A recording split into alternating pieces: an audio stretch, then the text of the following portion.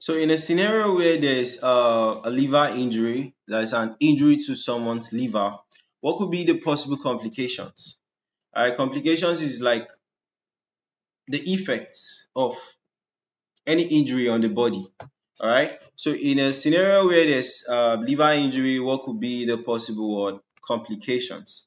Alright, so complications of liver injury is what we're talking about. So say that complications of liver injury. Alright, so say that the thorax is involved in nearly 50% of what? Hepatic injuries. Alright, so therefore, pulmonary complications can include, there will be what? Atelectasis. I think that one is a collapse of the, I think that's collapse of the lungs, right? So this can actually lead to a collapse of the lungs, right? It could lead to pleural effusion, where there's accumulation of fluid in the what? Pleural cavity. All right. It can actually lead to empyema. It could lead to what? Bronchopneumonia. All right. Then also, if there's a liver hemorrhage, there's a liver injury. Okay, you know the liver is highly vascularized. Can you see how red the liver is looking? So if there's a liver injury, it could lead to hemorrhage. Okay, lead to blood everywhere. Okay, then it could lead to wound infection. It could lead to intra-abdominal collection. That blood now can actually collect in the abdomen because the abdomen is like a space, right? Space for it. Then it could lead to coagulopathy.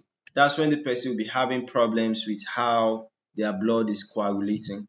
Okay, coagulopathy is simply any disease condition that is having to do with what? How you are, um, how your blood clotting is occurring.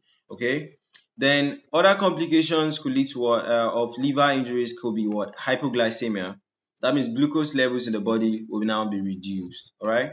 Then there could be jaundice. That's what? Accumulation of bilirubin in the body more than what is required. It could lead to liver failure. Right. It could lead to biliary leakage. It could lead to what? Hemophilia. That's when there is what? Blood in bile. All right, it could lead to what? Transient hyperbilirubinemia.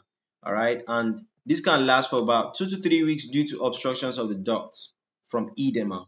All right, then mortality now, it could lead to death. So we said that 10 to 15% of deaths in liver injury is due to bleeding.